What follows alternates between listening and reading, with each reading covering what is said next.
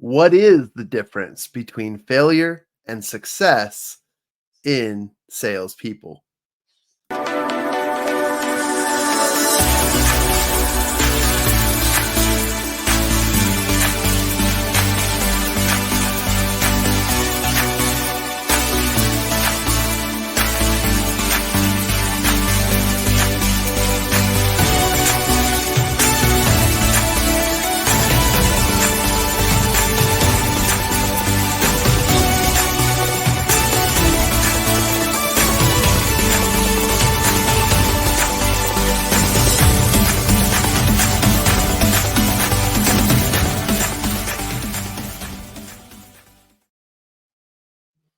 Hey, everybody, welcome back to another episode of the Champion Reads podcast. And joining me today is Lauren Cobb, one of the executive team members over at Champion Circle.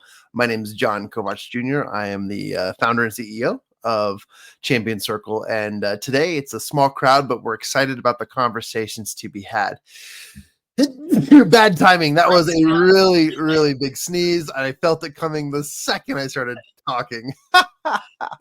No worries, no dubs. Real life. That's live in real life. That's how you know we're human. So just wanted to say welcome, everybody. And if you've been following along, we are currently reading a book called The Little Red Book of Selling. It's by Jeffrey Gitomer. Here, I'll hold up my copy. It's red. Look at that. And it's little. And it's awesome. You can pick this book up anywhere, literally anywhere. I have got several copies of this book somewhere in boxes. And I remember that I don't know if this is a compliment to share this out loud, Jeffrey, if you ever hear this, I mean this with the best intentions, but I love going to like secondhand bookstores and grabbing a bunch of books. And I find a lot of Jeffrey's work there. And I think a lot of people purchased them and then they turn them over to other organizations, and I love it. I'm like, oh, grab them all. So if there's a secondhand store in the near vicinity, there are no Jeffrey Gitomer books because I've bought them all. Oh, it's a book junkie, and it's a good thing. I truly have a problem. It's an addiction, but they become my trophies. When I read them, I'm like, I want something to signal, but then if I write anything in them, and then I feel compelled to like give that book to somebody, they get my notes. And so it's kind of fun. That's awesome. Today we're talking about two different topics. And I think this is kind of cool because we get to fly through some of these, but I do want to ask the question, what is the difference between failure and success in a salesperson? And I think that failure and success are both individually defined. But in this book, it's asking really, what does it take to become a sales success? And in his book, he says, repeat out loud, I want to be a success. I want to be a success. And he spelled it IWANNA. I wanna. I think that's interesting because I think most of us have the desire to be a success for something. I don't think that's inhuman. I think that's important. And people forget the fact that they have their desires, they have their goals, and that's important. I mean, that to me is more important than sometimes just personal interests. Why? Well, because personal interests are like, oh, that's interesting. Let me learn more. But they don't really do anything with it. It's more of a matter of, oh, I would love to read up on that. And great, that makes for a wonderful conversation at Thanksgiving dinner. But who cares? It does make you interesting. But the more knowledge it doesn't really help us unless you do something with it. And I'm not saying don't obtain knowledge unless you're going to act on it. It's not really what I'm saying. We're talking about sales. We're talking about becoming a salesperson. So let's not go down that rabbit hole. Let's just talk about the difference between failure and success. Lauren, if you don't mind me asking you, do you have your own personal definition, or maybe between what you think? What do you think the difference between failure and success is for a salesperson, or just in general? Yeah, as you were talking, I was kind of thinking like nobody is born and nobody wakes up one day and it's like, I just want to be a failure. Like the human, we're designed to seek success, right? Like we want that, we earn for it. Everybody does. Yeah. And so in one way or another, whether in your different interests, and I love how you said interesting versus successful with your knowledge. And I would say success is not giving up, right? Like I've been successful in areas of my mental health journey, and that's a different success than in our business, right? But they're all successes. And part of it is that you're not afraid to keep going even when you fail. Yeah. Like you're determined to get there. And so knowing that you can have success in more than one way, I think helps because like they always talk about, right? You have a big goal, but don't forget to reward yourself along the way. And that's so that you don't give up. You don't feel like I'm never going to reach that goal. You celebrate your little wins and your little successes along the way so that you have that determination to keep going. Yeah, I love that. Thank you for sharing that. You bring I think you bring a depth to this conversation, and totally agree with you that success is personal. It's very personal. It's all personal because what success looks like to Lauren might be failure or not success to me because of where we're at and the differences in our lives. But yet, success is not only a combination of belief and how you feel as a result of what you do. For me, success is the results. And a mentor of mine always calls me after one of our masterminds, and he always asks, how did it go? And my measurement tool is, I have two or three measurement tools. Number one is always how many people stick around after the call is over. People who are engaged, who are loving what we're doing and are just can't get enough, and they just don't want to leave the room. That's how I know that we've done a great job. And if it's like half of the people, it's amazing. If it's like the majority, I'm like, wow, what did we do this time? Let's study, because we did something right. And if there's like one or two people, it's like, okay, we did a good job. People are busy, but what did we do? What could we fix? What could we make better? And so for me, success is results. Humans always have success. I got out of bed this morning. Success. Did I do it in the way I wanted to? I still have kind of a tweak in my back, and did I just like launch up and say I'm going to have the greatest day of my life, or did I just get up and say, oh, my back? Right. But I got up. That's the success. So people forget that success is easy to achieve. Now, the difference is we need failure, but to be a failure is a different concept. We need failure because if it weren't for failure, we would never learn. If it weren't for failure, we could never succeed. It's the opposite of all things. Without light, there would be no darkness. Without darkness, there would be no light. And so we sort of need failure in order to achieve success. Success is the outcome.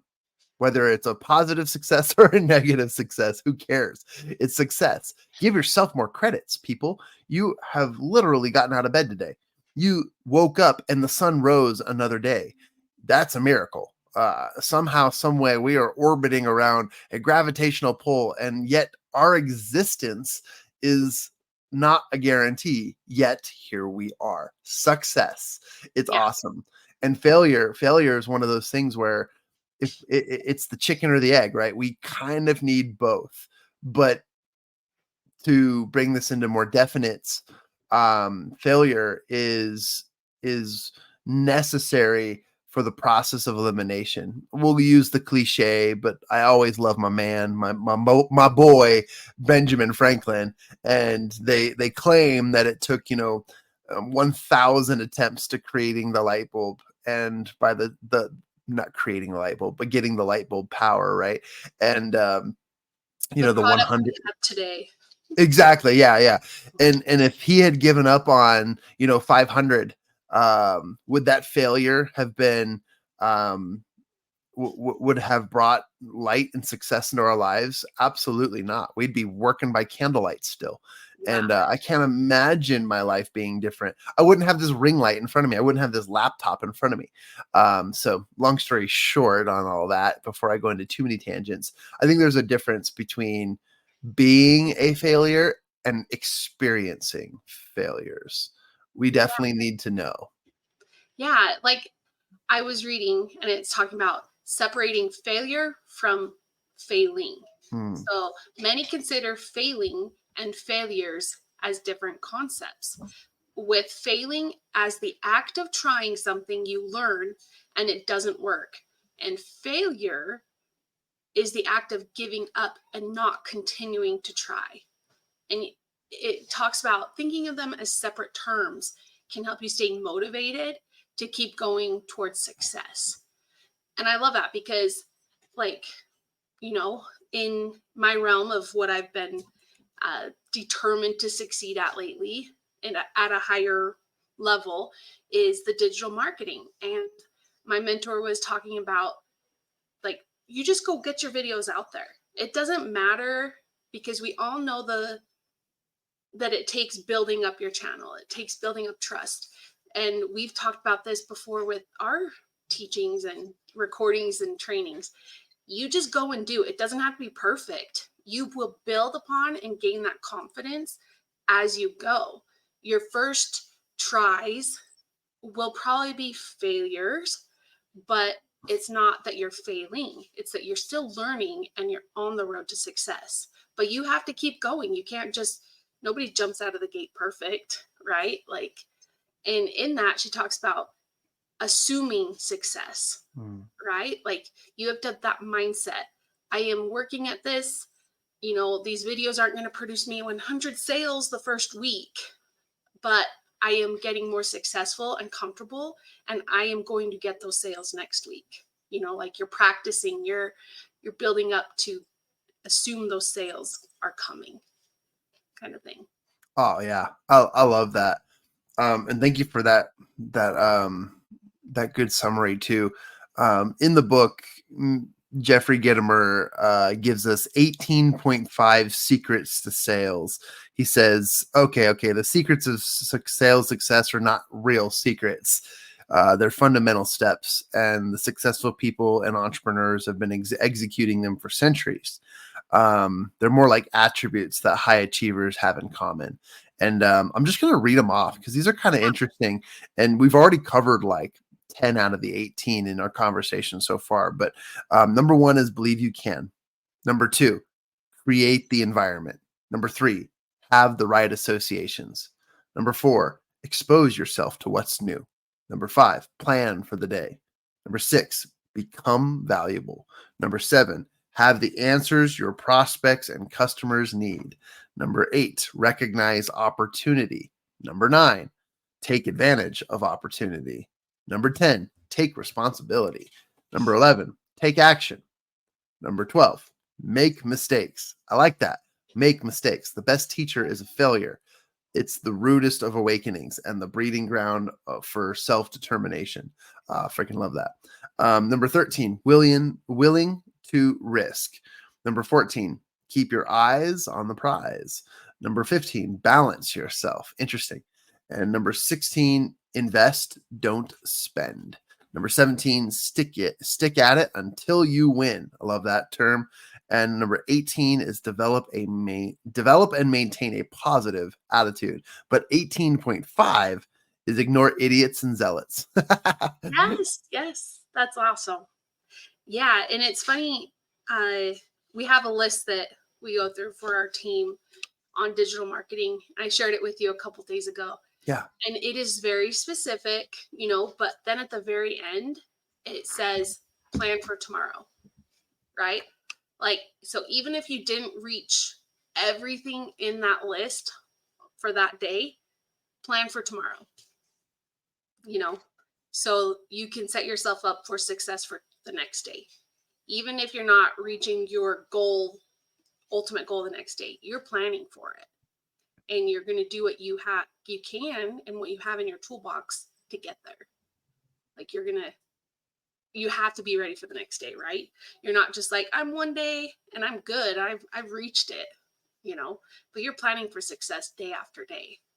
And those steps that he's talking about kind of lead into that. I love that. To bring a little artistic flair into this too, I'm reminded of the song from the musical Annie, the song Tomorrow, right? And I recently saw an artist sing it on the America's Got Talent TV show, or British Got Talent, Britain's Got Talent. Anyways, long story short is it was just so beautiful, and I reminded myself the importance of planning, the importance of knowing, trusting, and believing that tomorrow will come. I know this. I said that the sun rose, but there is no guarantee. That's not to put fear in anyone's mind, but it is to plan ahead, to think forward. Yes, I got out of bed today. Did I have a plan? There were plans on my calendar, yes. But is that enough? Is that what it takes to be successful? And I think what Lauren shared is really brilliant, because it does take forward thinking. It does take planning. It takes an attitude. It takes a belief. It takes a thought that, you know what, I did a lot today and I'm going to do more tomorrow. I watched a video recently. It's so funny how when Kobe Bryant was alive, it was really difficult to find a lot of really great content on Kobe Bryant. He was one of my heroes. I mean, the Mamba mentality of just getting it done and being the best. It was something I loved and I highly valued. And after he passed away, his content's everywhere, and I somehow stumbled upon it, or people have released it, or they were hiding it and now it's available. I don't know. I don't get it. But his number one tip for success was, look, you can't do it all in one. Rome wasn't built in a day. The only way to get better is to be 1% better each day. And that might mean, jumping up and down and doing 10 burpees. That might mean taking the stairs rather than the elevator. That might mean, read another page, or before you get out of bed, like, say something out loud that makes you feel good or makes you happy or gives you gratitude. Be 1% better than you were yesterday. And every 1% effort is going to make you, over time, the greatest. And,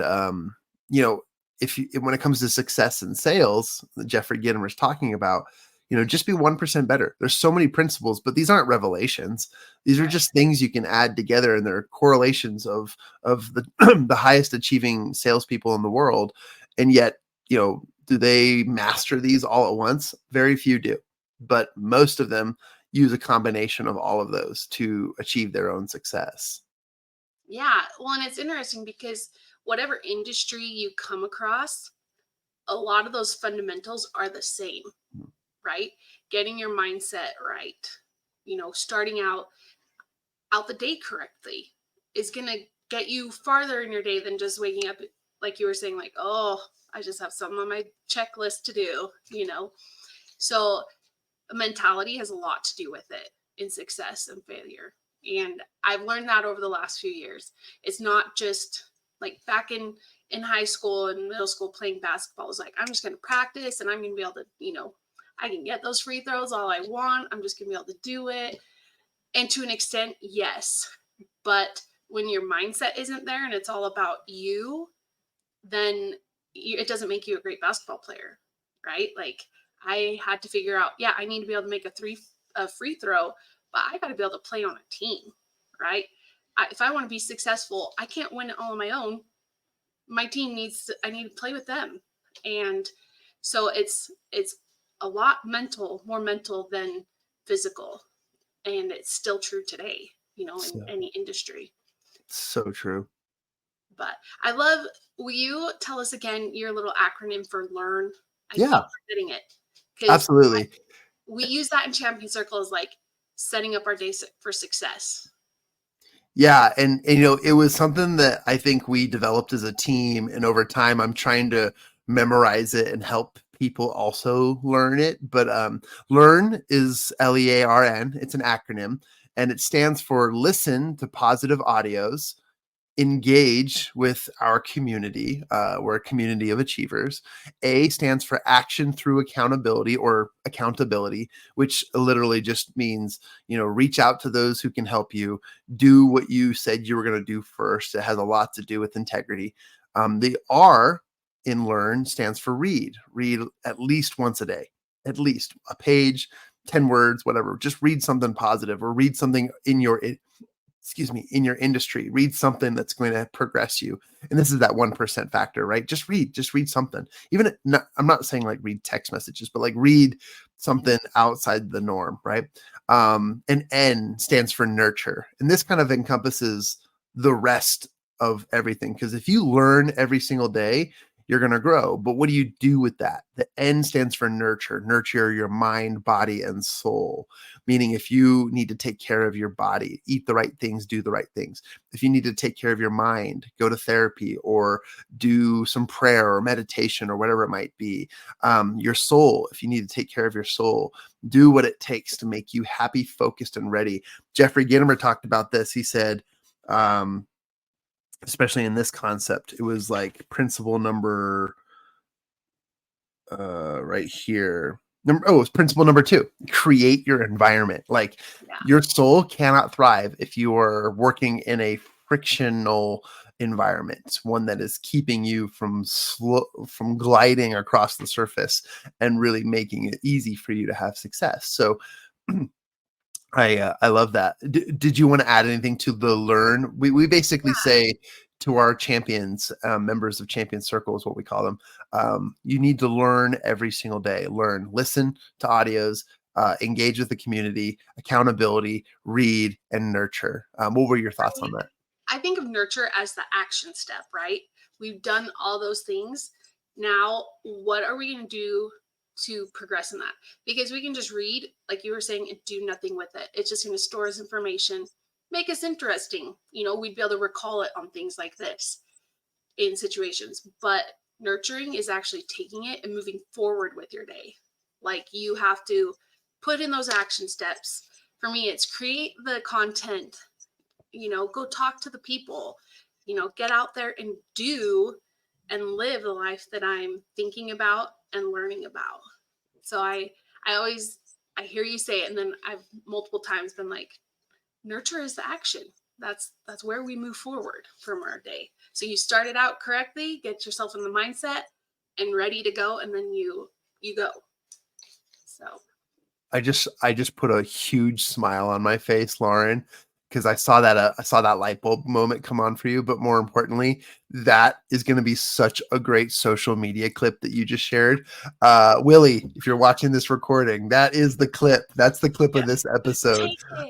That was better than a truth bomb. And I 100% agree with you, Lauren, because nurture is the next step. It's the plan ahead. It's the, okay, now that I've failed and succeeded today, what am I going to do next? What's better? I got to bring a little bit more, right? Like say it again. Go ahead. When you're nurturing a baby, you are doing those things for them. It's nurturing is an actual like movement. It's not a mindset. It's what you do. You're nurturing to the people around you. You're nurturing to your child. You're nurturing, like, it is an action word. I love that. Here's a I don't know how to say this. Here's a speaking technique. Take anything and make it into a relatable nothing. Speaking of babies, let's go back to basketball. Babies are not basketballs, but you know what is? Caitlin Clark is all the rage right now. Yes. And I'm super proud to say it because back when I was a kid, and I know we talked about Kobe Bryant, back when I was a kid, if you did a backup one step fadeaway jump shot, that was a Kobe shot. And we would always yell the word Kobe when we'd shoot it in the air. Well, nowadays, kids are saying when they're shooting beyond the arc is the 3-point line. If they're even like a foot from the 3-point line, you know what they're saying nowadays? Clark. They're saying Clark's name. And that's cool. She is one of the most watched and recognized persons in basketball today. Yeah. And I was up late. It was Margot Didek for the girls. Was it? Yeah, she played for the Utah Stars and then moved to Texas, but she was one of those like iconic Yeah. women basketball players. Yeah, and I caught myself watching replays. I was just trying to catch up on her season, and I realized, like, I was proud to be one of the watchers of YouTube videos of her highlights because I'm contributing to this, but I have an interest. There's something interesting about this. And I'm also proud to say that I've never purchased an NBA jersey in my life, and I'm actually thinking about buying a WNBA Fever jersey with Clark. Or And the reason why I bring all this up is because there's something interesting about watching people who are great. And this is Caitlin Clark's first season in the WNBA. Other teams are guarding her like she is a threat to society. They're treating her like she's, there's a lot of drama, but the drama is awesome because it's only making her better and stronger. And she's already surpassed more points, more assists, more rebounds, more blocks than any other person in the WNBA, even though she's not like LeBron James, scoring 30 points a game. She's yeah, doing fantastic for where she's at. The reason why I brought all this up is she was the perfect example and why I was up late last night watching her videos. No matter how many times people have blocked her out, pushed her down, checked her from the side, illegal fouls, she just gets right back up and she keeps playing. And that was a reminder to me that this is why people are great. This is why people have success. Failure is necessary. You are not a failure. Get that out of your mind. Just because you failed doesn't mean you are a failure. Failure is necessary for success. And one other question, and we may or may not get to the depth of this question, but what is your biggest fear when it comes to sales, when it comes to anything? And I was talking to a friend yesterday and they were like, "Oh man, John, can you help me with my presentation?" And I was like, "Well, what are you afraid of? Is it speaking? Is it rejection? Is it embarrassment, or is it failure?" And she said, "I think I'm afraid of failing." I said, "Well, how can you fail? You got a mouth, right? You got vocal cords, right? You can put words to the sentences, right? How can you fail? You can literally get in front of people and read a presentation and succeed. That's one step up from where you thought you were before." So what are you really afraid of? And why, and what do you think, Lauren? What do you think fear is? And why does it come into play when it comes to sales? Like what are we really afraid of?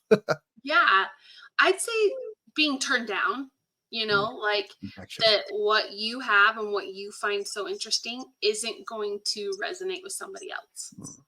And then for me, it was like, well, how do I rebound from that? Like, do I would just shut down in that moment, like, oh, okay, no worries, no worries, and part of it, that's okay. You don't want to be like forceful on people and come off like pushy. But then it was like, I'd lose confidence in myself rather than just like, okay, it's not for them, and move on to the next person. I used to let it just like kind of determine me or define me for a minute. And you can't let it do that. And the more comfortable I've gotten in business and sales and, talking with clients, um, it's very much so that I'm not for everybody. They're not for us, and our services aren't for everybody. And so you just don't, you learn not to take it personal.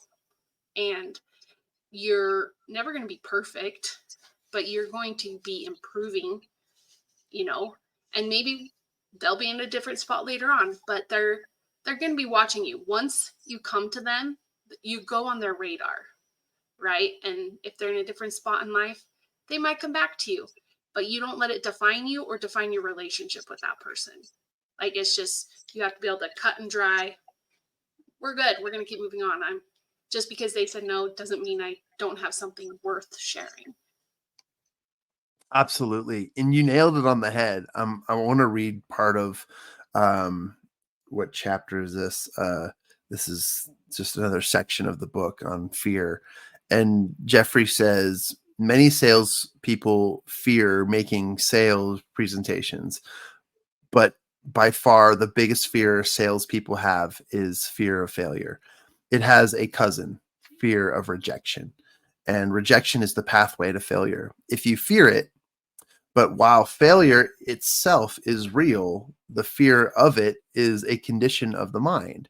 And this is the cool part because I love Earl Nightingale. He says Earl Nightingale's legendary tape, The Strangest Secret, says, "You become what you think about. If that's true, why doesn't everyone think success?" The answer is a combination of what we expose ourselves to and how we condition ourselves. I want to cue in on that because what you just shared is valuable. Uh, our conditioning, every little thought, every little thing we do has conditioned us to actually believe what is right in front of us. And so if you feel like you have a lot of fears, and I'm not talking about like Fear of spiders. correct, right, like actual conditional fears. I'm talking about the types that we generate just because of lack of experience and Yeah. confidence, um and every little thing counts. But if you can fear, you can also believe. If you can believe, you can also fuel yourself with great thoughts.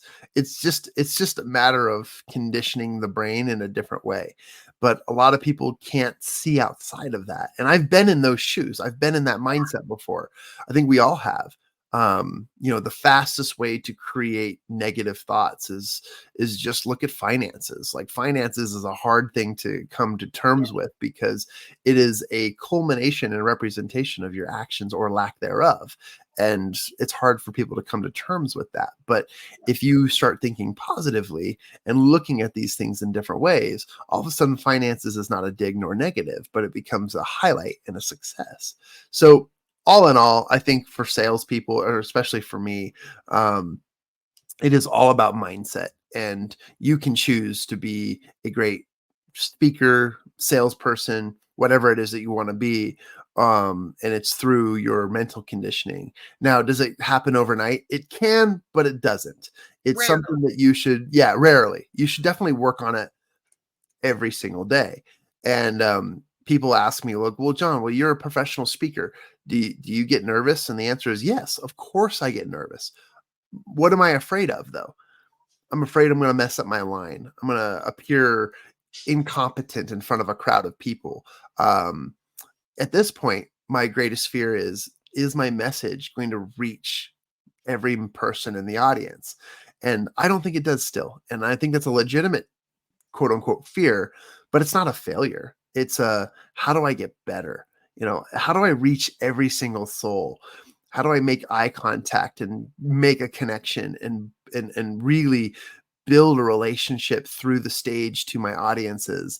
And it becomes a challenge rather than a fear. It becomes something that I still get nervous about, I get anxious about, but it's a challenge I get to go up against. It's going up against Kobe Bryant and Caitlin Clark in a basketball game. How am I going to perform? What am I going to do? And if I do so, will I do it with confidence? Because these two, they don't even blink and they take a strike, And so Well, for I me, think it's that all that. goes. Oh, sorry. No, go ahead. I think it goes back to doing the LEARN acronym, and everyone that's successful that we look up to, they've all had to learn these things in their lives. They're human just like us. Those thoughts creep in, and they've learned to not let it consume them and define them. And they are out there doing these things as well. Like, principle is principle, and these people have figured it out to take these steps to help overcome that natural man and the natural fear that we let creep in our lives, and they're able to turn it into their success, right? But they're out there no matter what. I guarantee you there's days that they're like, oh man, I'm just off of my game today, I'm not gonna be able to do that. Oh man, what if I can't play? What if I'm not guarding right today? But they're out there doing what they need to do and practicing and getting their mindset right, so they're able to go out and do their best. Their best isn't the same every day, but they're preparing themselves to do the best they can in that given moment.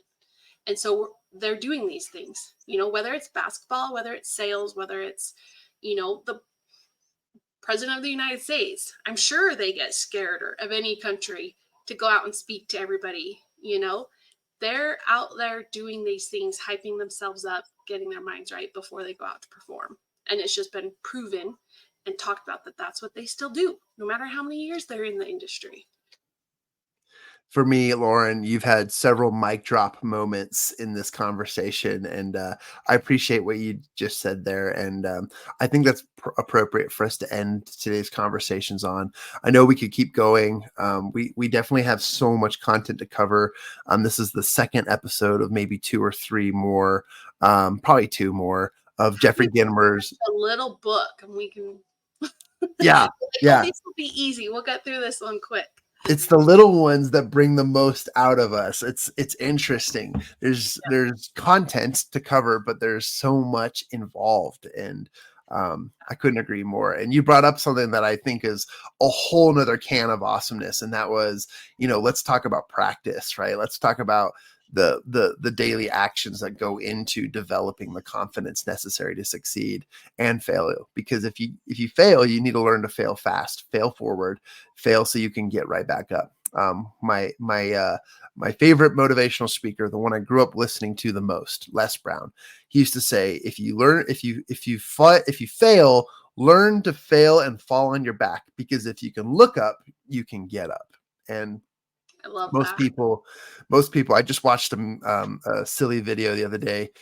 This office group was doing a trust fall exercise, and they had this guy get up, and all of them lined up behind him. And the guy gets up he's blindfolded, okay, and he's up on this chair, and they're like, okay, so on the count of 3, you're gonna fall. And they should have said fall back, but they said fall, and we're going to catch you. Will you trust us? Yes, I do. Okay, will you trust us? Right. Ready? 3, 2, 1, and he falls forward, and no one catches him. And I was like, oh, that was so predictable. But it's funny. But I remember watching that, thinking, if you can fail, if you can fail, you know, learn to fail fast, fail forward. And if you can look up, you can get up. And I'm grateful for today's conversations. Lauren, thank you for all your awesome thoughts and suggestions. This is another awesome episode of Champion Reads podcast, where we talk about, review, and just share our thoughts on what we're learning through best-selling books and things that we're reading. You can join in on the conversations by sending us an email, asking questions, or maybe any topics you'd like us to cover in any of the episodes. You can send that email to team@mychampionscircle.com. In fact, if you'd like to learn more about our organization, how to get involved, how to attend our virtual roundtables, anywhere where we're using accountability to help business owners and entrepreneurs succeed on a daily basis, you can just go to mychampionscircle.com. That's MY champion, CHAMPION circle, CIRCLE.com. The reason why I spell it out is because there was one time I bought a domain. It was mychampionscircle.com, and it was because I had dyslexia for some reason, and I bought a different website that wasn't spelled correctly. I still have it today. It's a great one. But anyways, I'm grateful for the conversations, and appreciate the time spent today on today's topics. And we'll continue the conversations on Jeffrey Gitomer's The Little Red Book of Selling, which I think is a staple in any entrepreneur and salesperson's library. So thanks for having me, John. You're absolutely welcome. Thanks for being here. And ladies and gentlemen, we'll see you next time on our Champion Reads podcast.